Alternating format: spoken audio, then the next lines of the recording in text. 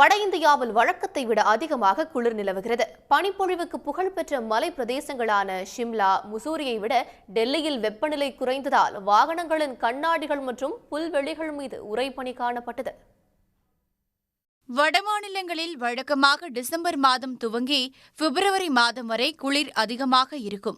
ஆனால் இந்த ஆண்டு வழக்கத்தை விட குளிரின் தாக்கம் அதிகரித்து காணப்படுகிறது. ராஜஸ்தான், ஹரியானா மற்றும் பஞ்சாப் மாநிலங்களில் வெப்பநிலை உறைநிலை அளவுக்கு குறைந்துள்ளதால் பகல் நேரங்களிலும் மக்கள் வீடுகளுக்குள் முடங்கியுள்ளார்கள். குறிப்பாக டெல்லி, குருகிராமில் கிட்டத்தட்ட 50 ஆண்டுகளுக்கு பிறகு 0.6 டிகிரி செல்சியஸ் வெப்பநிலை பதிவாகியுள்ளது. இதற்கு முன்பு 1977இல் 0.6 டிகிரி செல்சியஸ் வெப்பநிலை பதிவானது. 1966இல் -0.4 டிகிரி, 1970இல் 0 டிகிரி மற்றும் 1979இல் 0.3 டிகிரி செல்சியஸ் வெப்பநிலை பதிவாகின. குருகிராமில் நிலவி வரும் கடும் குளிரால் வாகனங்களின் கண்ணாடிகள் மற்றும் புல்வெளிகள் மீது உறைபனி படலங்கள் காணப்படுகின்றன. இப்பகுதிகளில் வசிக்கும் மக்கள் கடுங்குளிரிலிருந்து பாதுகாத்துக் கொள்ள நெருப்பு மூட்டி குளிர் காய்கின்றனர்.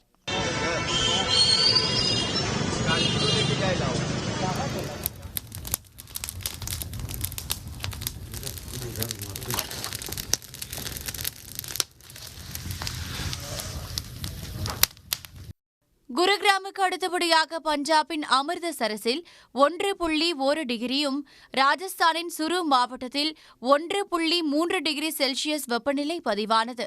டெல்லியில் குறைந்தபட்ச வெப்பநிலை 3.2 டிகிரியாக பதிவானது. இது இயல்பை விட 4.2 டிகிரி குறைவானதாகும். வழக்கமாக பனிப்பிரதேசங்களான ஷிம்லா, முசோரியில் குளிர் வாட்டி வதைக்கும் நிலையில் இந்த ஆண்டு நேர்மாறாக முசோரியில் 7.7 டிகிரி மற்றும் ஷிம்லாவில் 8.8 டிகிரி செல்சியஸ் வெப்பநிலை பதிவாகியுள்ளன. இந்த திடீர் காலநிலை மாற்றத்திற்கான காரணம் குறித்து இந்திய வானிலை ஆய்வு மையம் விளக்கம் அளித்துள்ளது. மேற்கு திசை காற்றின் வேகத்தில் ஏற்பட்டுள்ள மாற்றத்தால் மலைகளை மேகக்கூட்டம் சூழ்ந்து இரவில் வெப்பம் வெளியேறுவது தடைபடுவதால் அங்கு இயல்பை விட சற்று கூடுதலாக வெப்பநிலை பதிவாகியுள்ளது.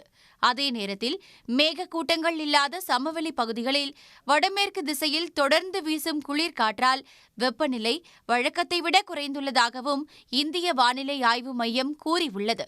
உடனுக்குடன் செய்திகளை தெரிந்து கொள்ள சன் நியூஸ் பெல் ஐகானை கிளிக் பண்ணுங்க.